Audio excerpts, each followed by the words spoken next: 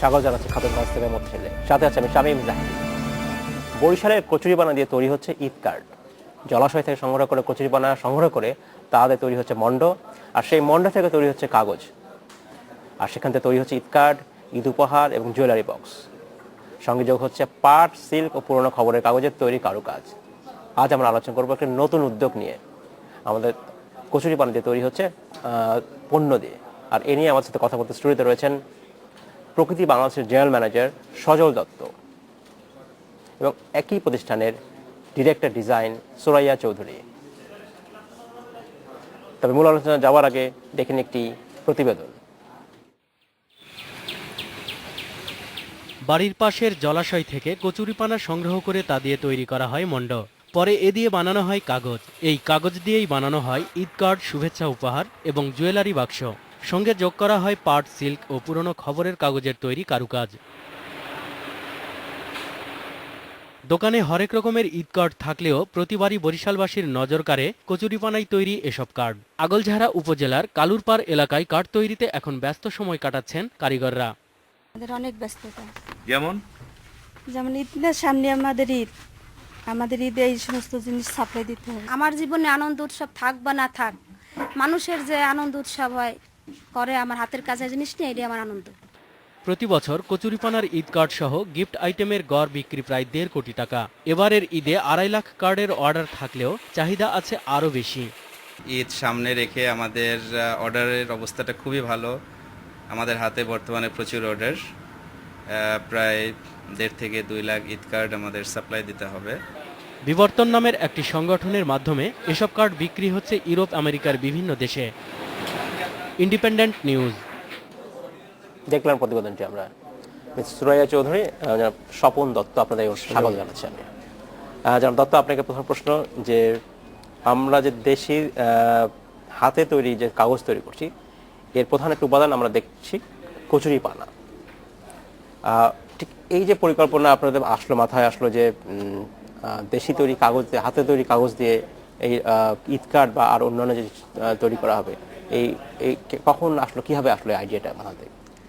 আসলে আমাদের একটু এটা বলতে হলে একটু পিছনে যেতে হবে যে এমসিসি নামে একটা ইন্টারন্যাশনাল অর্গানাইজেশন, এরাই মূলত বাংলাদেশে যখন এই একটা জব ক্রিয়েশন প্রোগ্রাম নামে যে প্রোগ্রামটা শুরু করে, এর আওতায় বাংলাদেশের বিভিন্ন অঞ্চলে আমাদের ন্যাচারাল রিসোর্স দিয়ে যেটা কিভাবে কাজে খাটাই আমাদের গরিব মানুষদের জন্য কর্মসংস্থানের ব্যবস্থা করতে পারে, সেইভাবে তারা কাজ শুরু করে। তো সেই আলোকে আমরা বিভিন্নভাবে পরীক্ষা নিরীক্ষা করতে থাকি যে ন্যাচারাল রিসোর্স যেগুলো আছে সেটা কীভাবে। তো সেইভাবে কচুরিপানা দিয়ে আমরা প্রথম কাগজ তৈরি করি এবং এর পরবর্তীতে ওই কাগজের আস্তে আস্তে এটার মান উন্নয়ন হতে থাকে এবং এটা দিয়ে আজকে বিভিন্ন রকমের প্রোডাক্ট আমরা তৈরি করতেছি, গ্রিটিং কার্ড, ঈদ কার্ড বা ডিফারেন্ট টাইপের notebook, photo album, photo frame. আচ্ছা, ধন্যবাদ জানাব দত্ত। আমি আপনাকে ফিরে আসবো। মিস চৌধুরী, আপনার কাছে প্রশ্ন। আপনি ডিরেক্টর ক্রিয়েটিভ, আপনি এই জিনিসগুলো নিশ্চয়ই ডিজাইন তৈরি করেন, চিন্তা করেন। আমার জাস্ট এমনি জানতে ইচ্ছে হচ্ছে, ঈদ কার্ড এখন অনেকেই আর হাতের ফিজিক্যাল ঈদ কার্ড আর খুব বেশি ব্যবহার দিন দিন কমে যাচ্ছে। ঠিক এই সময় কি এই হাতে তৈরি কচুরিপানার দিয়ে তৈরি কাগজের তৈরি ঈদ কার্ড কি বাজারে ভালো চলছে? ঈদ কার্ড মানে শুধু ঈদ কার্ড না, শুধু ঈদ কার্ড না, আরো পণ্য আছে। আমি শুধু ঈদ কার্ড নিয়ে জানতে চাচ্ছি, ঈদ কার্ডটা কেমন চলছে সামনে যেহেতু ঈদ, এই জন্য জিজ্ঞেস করছি। ঈদ কার্ডের এখনো আসে, আমাদের এখনো চাহিদা রয়েছে? চাহিদা রয়েছে, আচ্ছা, আসে এবং নতুন কাগজ, নতুন ডিজাইন ওরা এখন। ঈদ কার্ড ছাড়াও আর কি কি পণ্য আপনি ডিজাইন করছেন? আমরা আসলে কাগজের তৈরি মানে সব রকমের কাগজ, সব রকমের ন্যাচারাল যেগুলো ফেলে দেওয়া জিনিস, সেগুলো দিয়ে আমরা কাগজ তৈরি করি। তো সেগুলো থেকে আমরা ঈদ কার্ডের পাশাপাশি গিফট আইটেম, অনেক ভ্যারাইটিস অফ গিফট আইটেম আমরা তৈরি করছি, স্পেশালি র্যাপিং পেপার। র্যাপিং পেপারের খুব চাহিদা, হাতে তৈরি র্যাপিং পেপার, সিল্ক থ্রেড দিয়ে যেটা তৈরি করছি আমরা, সেটা দেখতে মনে হয় যে একদম সিল্কের কাপড়, আসলে কিন্তু কাগজ। ধন্যবাদ। আমি আপনার কাছে ফিরে আসবো। জানাব দত্ত, আপনার কাছে প্রশ্ন। আপনি বলছিলেন যে একটা প্রধান লক্ষ্য ছিল এই উদ্যোগের জব ক্রিয়েশন, চাকরি তৈরি করা। কতজন লোক আপনাদের প্রতিষ্ঠানে চাকরি করছে? আমাদের ডাইরেক্টলি যদি আমরা বলি যে সেখানে প্রায় 1000 মহিলা, কাজ 1000 গরিব মহিলা বিভিন্ন এন্টারপ্রাইজে কাজ করতে, এন্টারপ্রাইজ দ্যাট মিনস আমাদের প্রোডাকশন ইউনিট, জি। আমাদের প্রোডাকশন ইউনিটগুলিতে যারা কাজ করতেছে, এবং আমাদের একটা টার্গেট ছিল যে তাদের যে নেক্সট জেনারেশন অর্থাৎ তাদের ছেলে মেয়েদের, তাদেরকেও যেন আমরা পাশাপাশি পড়ালেখা মানে একটু উন্নতি করে তারা যেন পরবর্তীতে সমাজে আর অবহেলিত অবস্থায় না থাকে, তারা যেন একটা ভালো অবস্থানে যেতে পারে, সেই জন্য কিন্তু আমরা সবসময় চেষ্টা করতেছি এবং তাদের এনকারেজ করি তাদের ছেলে এখানে মেয়েদের যারা লেখাপড়ার চাকরি জন্য। করছে এর বাইরেও আপনারা কি অন্য কাউকে প্রশিক্ষণ দিয়ে থাকেন, কেউ যদি আগ্রহী হয়? ডাইরেক্টলি আমরা ওইভাবে প্রশিক্ষণ এখনো দেইনি। আচ্ছা। হ্যাঁ, তবে আমরা এনকারেজ করি মানুষকে, এই ধরনের উদ্যোগ যদি কেউ নিয়ে আসে আমরা তাদেরকে বলি যে হ্যাঁ এটা যাবে, এবং আমাদের প্রকৃতি সেক্ষেত্রে অনেকগুলো প্রতিষ্ঠানকে তারা মার্কেটিং সাপোর্টও দিয়ে যাচ্ছে, যদি তাদের নিজের চেষ্টায় নিজেদের ইনিশিয়েটিভ নিয়ে যদি কোনো প্রোডাক্ট তৈরি করে নিয়ে আসে, সেটা মার্কেটিং দিকটা আপনারা মার্কেটিং সহায়তা দিকের করছেন? সাপোর্ট আমাদের প্রকৃতি দিচ্ছে, ডিজাইন এবং মার্কেটিং। ডিজাইনও আপনারা দেখছেন। আচ্ছা, দেশে কি এই পণ্যগুলো তৈরি হয়? আপনারা বলছিলেন যে দেশের বাইরে সাধারণত যায়। আমাদের ম্যাক্সিমাম সেলস এখন পর্যন্ত যেটা মোর দেন 90% বলতে পারেন যেটা আমরা দেশের বাইরে, বিশেষ করে ইউরোপ এবং আমেরিকার বিভিন্ন কান্ট্রিতে আমরা এক্সপোর্ট করতেছি। তো আমরা চেষ্টা করতেছি যে আমাদের লোকাল মার্কেটে, যেহেতু আমাদের দেশ 16 কোটি মানুষের দেশ, এর ভিতরে যদি আমরা একটা মানুষের আগ্রহ তৈরি করতে পারি হ্যান্ডিক্রাফট জিনিসের, হ্যান্ডিক্রাফট আইটেমের উপরে, আমরা মনে করি যে আমাদের দেশের অর্থনৈতিক উন্নয়ন এবং সেই সাথে সাথে সামাজিক উন্নয়ন এটা বড় ভূমিকা রাখতে পারে। তো আমরা দেখতেছি যে আমাদের ইয়াং জেনারেশন যারা, তাদের ভিতরে কিন্তু একটা আগ্রহ তৈরি হচ্ছে, কারণ আমরা বিভিন্ন ফেয়ারে পার্টিসিপেট করতেছি এখনো। তো সেক্ষেত্রে দেখছি যে যারা ইউনিভার্সিটি কলেজ স্টুডেন্ট যারা, তাদের মধ্যে যথেষ্ট আগ্রহ আছে আমাদের এই হ্যান্ডিক্রাফটস প্রোডাক্টের উপরে। পণ্য নিয়ে। ধন্যবাদ, আপনার কাছে ফিরে আসবো। মিস চৌধুরী, আপনার কাছে প্রশ্ন, সেটা হচ্ছে যে আপনি ডিজাইন করার ক্ষেত্রে কোন দিকটা বেশি গুরুত্ব দিয়ে থাকেন? আপনি নিশ্চয়ই চাহিদার দিকে গুরুত্ব দেবেন, কিন্তু তারপরও প্রথমত চাহিদা, দ্বিতীয়ত ওদের যেহেতু আমরা কোনো ইন্ডিজিনিয়াস ক্রাফট গ্রুপকে নিয়ে কাজ করি না, আমরা কাজ করি যে রিসোর্সগুলো দিয়ে, সেখানে কোনো ওদের ট্রেনিং নাই, একাডেমিক ট্রেনিং নাই। সেক্ষেত্রে আমার সবচেয়ে চিন্তা থাকে সবসময় যে কত সহজ পদ্ধতিতে ওদেরকে শেখানো যায়। আচ্ছা, আমার আরেকটা জিনিস আপনাকে জানতে ইচ্ছে হচ্ছে যে আপনারা বলছিলেন যে ম্যাটেরিয়াল ইউজ করছেন সবটাই দেশীয় ম্যাটেরিয়াল এবং ওয়েস্ট ম্যাটেরিয়াল অনেকটা। Waste material. রঙের ক্ষেত্রে কি করেন? এসব ক্ষেত্রে যে রংটা ব্যবহার করতে হয় আপনারা, সেটা কি করেন? রংটা আমরা যেটা ব্যবহার করি, আমরা কোনো কেমিক্যাল রং ব্যবহার করি না। কেমিক্যাল রং ব্যবহার করেন না? প্রাকৃতিক রংটাকে বেশি ব্যবহার করতে চেষ্টা করি। প্রাকৃতিক রংটা কিভাবে তৈরি করেন? প্রাকৃতিক রংটা বিভিন্ন গাছের ছাল, বাকল, পাতা থেকে ওই রংগুলা ব্যবহার করা হয়। সেই রংগুলা কী করে তৈরি করতে হয় আমরা জানি, সেগুলো ব্যবহার করি। এছাড়া আমরা যেটা করি, কারণ চাহিদা অনুযায়ী, মার্কেটের চাহিদা অনুযায়ী আমাদের কিছু অন্য রঙও ব্যবহার করতে হয়, কিন্তু সেটা সম্পূর্ণ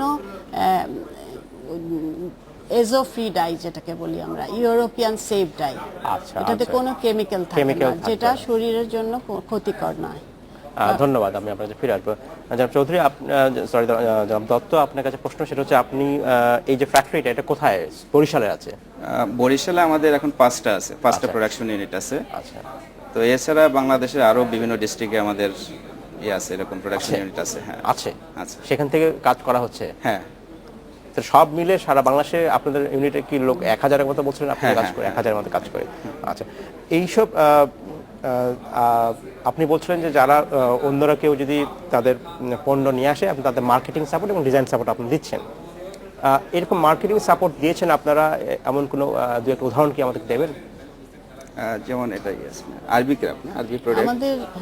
আমাদের প্রায় অনেক ছোট ছোট গ্রুপগুলো আছে যারা নিজেরা উদ্যোগ নিয়ে একটা কিছু কাজ শুরু করে, তখন আমাদের কাছে আসার পরে ওদেরকে আমরা বলি যে তোমরা আমাদের কাছে রেখে যাও, আমরা এটা মার্কেট করব। তো সেটা আমরা, আমাদের একটা নিজস্ব একটা আউটলেট আছে ছোট, ওখানে আমরা কিনে রাখি।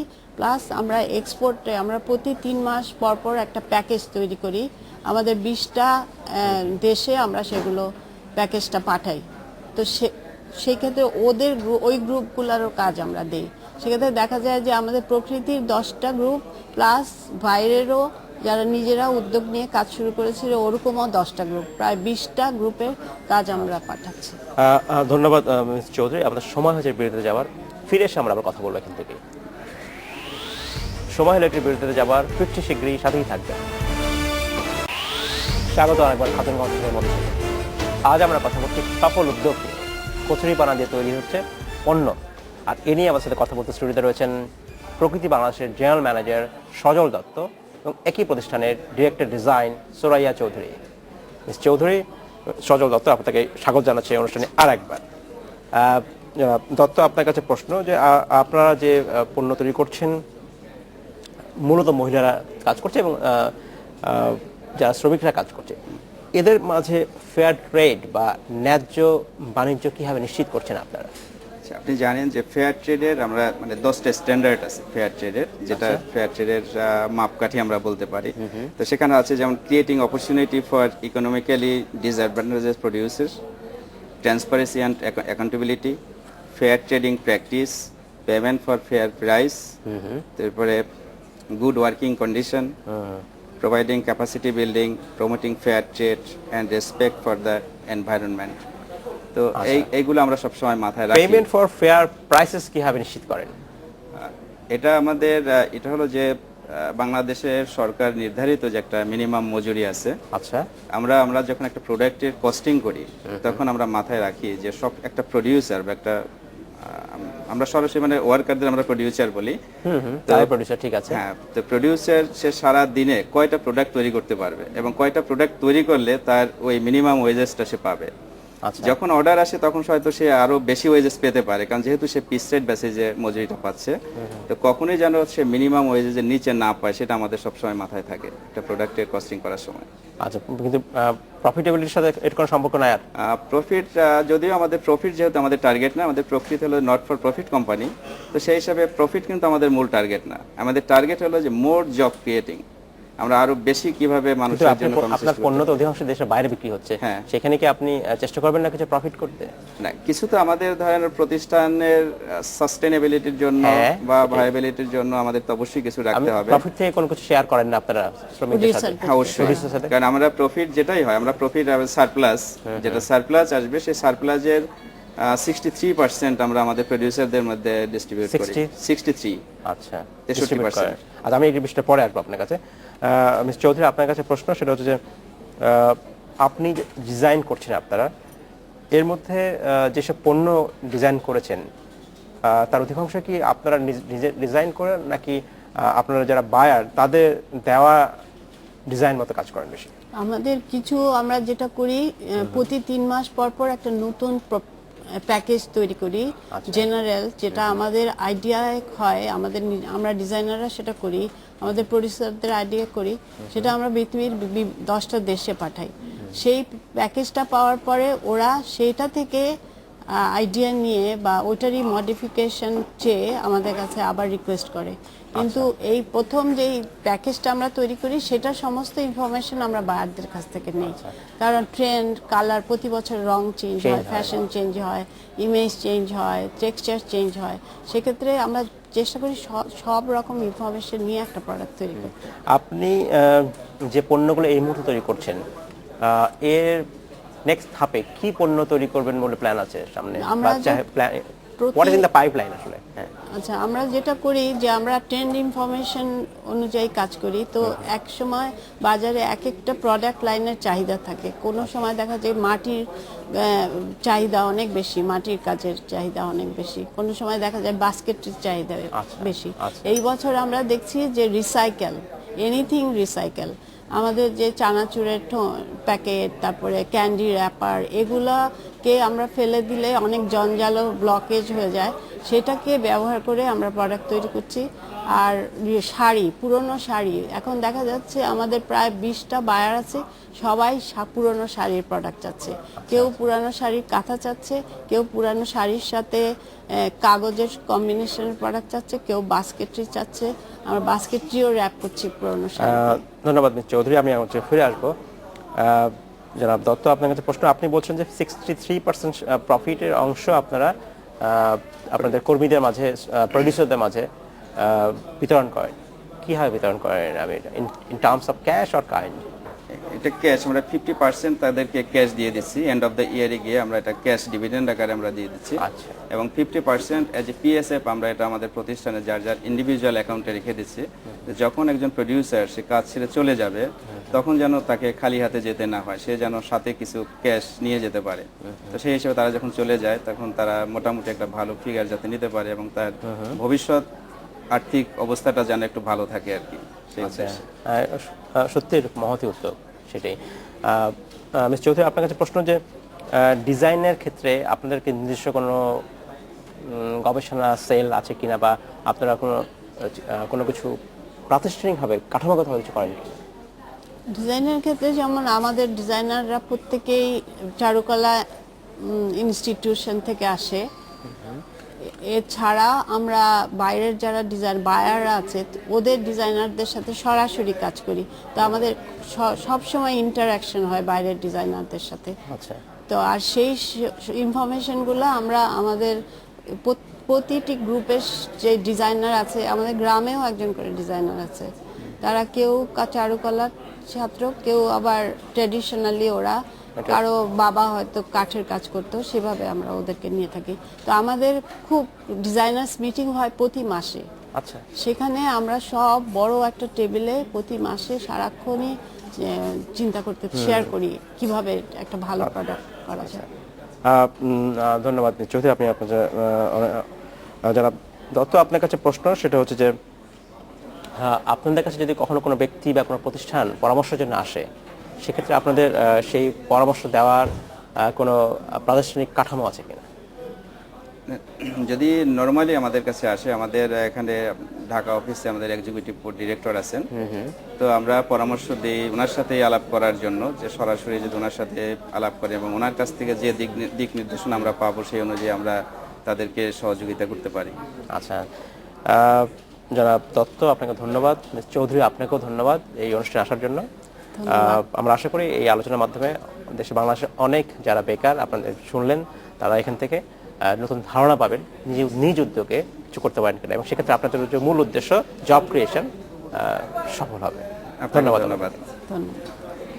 এই ছিল আজকের মতো খাতুনগঞ্জ থেকে মধ্যে ছিল, আমাদের সাথেই থাকবেন, দেখা হবে আবার।